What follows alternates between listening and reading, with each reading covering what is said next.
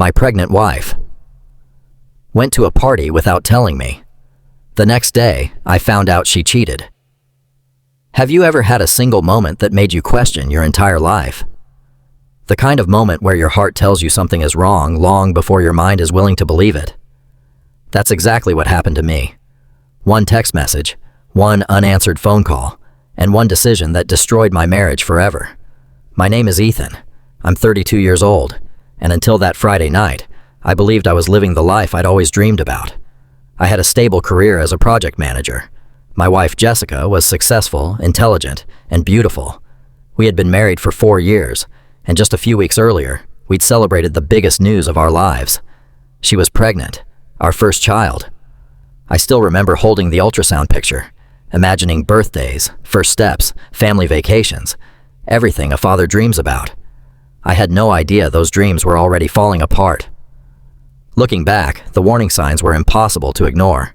Jessica became different almost overnight. She laughed at messages she'd never let me see.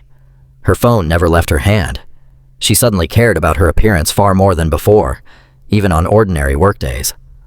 Whenever I walked into the room, she'd quickly lock her screen. When I asked if everything was okay, she'd smile and blame pregnancy hormones.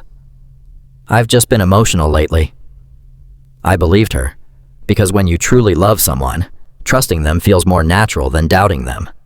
Then Friday arrived. I left work early because I wanted to surprise her. I stopped by her favorite restaurant, picked up takeout, bought flowers, and drove home smiling. The smile disappeared the second I opened the front door. The house was silent. No lights. No Jessica. I called. No answer. Again. Straight to voicemail. For nearly an hour, I sat alone, convincing myself there had to be a reasonable explanation. Then my phone buzzed. Out with friends. Don't wait up. That was it. No explanation. No location. No I love you. Nothing. Something felt wrong. Jessica had never gone anywhere without telling me first, especially now that she was pregnant. I tried calling again. Nothing. Midnight came. Then, just after 12:30, I heard the front door unlock. Jessica walked inside. She looked surprised to see me awake. Then I noticed it. The smell. Not just alcohol. Men's cologne. Expensive. Strong. Completely unfamiliar. "Where were you?" I asked. She kicked off her shoes without even looking at me. "At a party." "A party?" "Yeah. You never told me." She crossed her arms.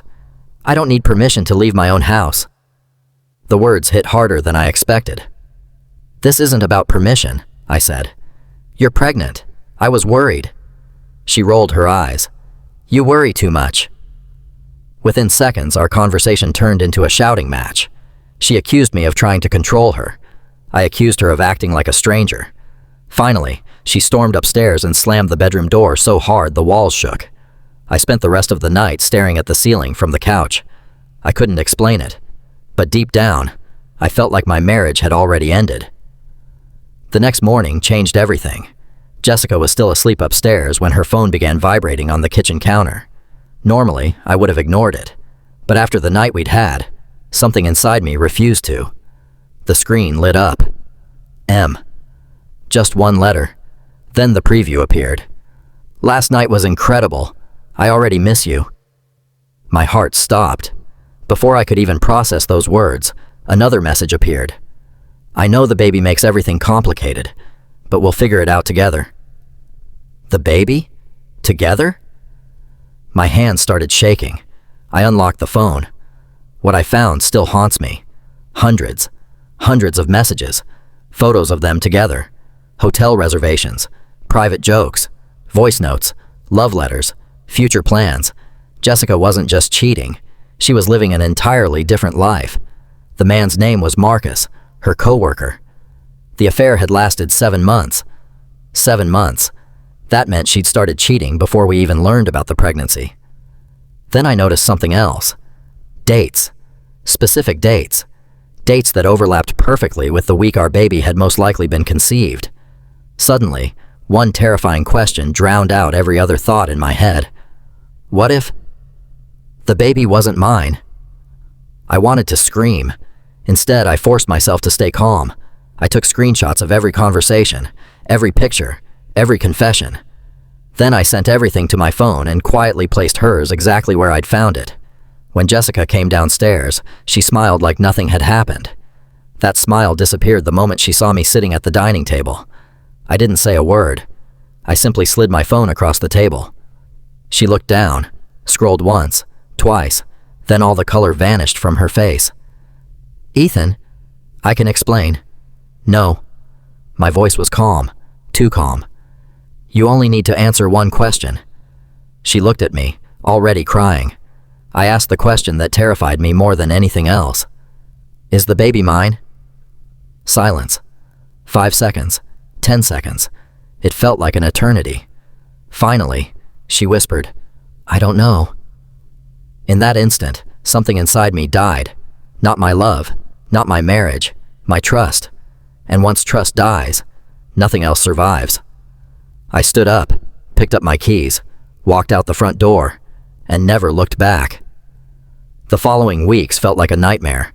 I hired a lawyer, separated our finances, moved into a temporary apartment. Jessica called constantly. She cried, begged, promised Marcus meant nothing, claimed it was all a mistake. But some mistakes aren't accidents, they're choices.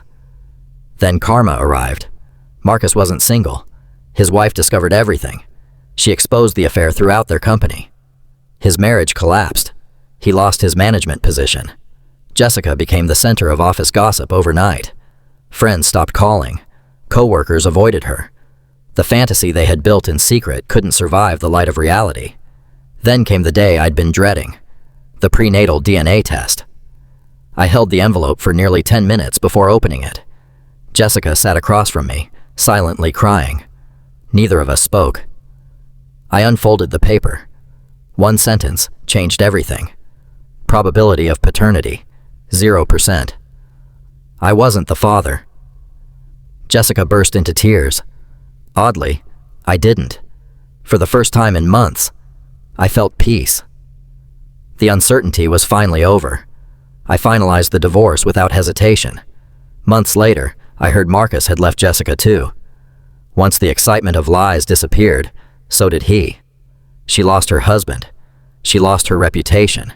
She lost the man she risked everything for. And me? I slowly rebuilt my life.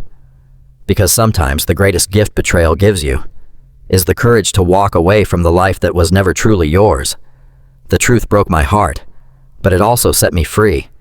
And if there's one lesson I've learned from all of this, it's that lies always have an expiration date. Eventually, the truth knocks on the door, no matter how desperately someone tries to keep it locked.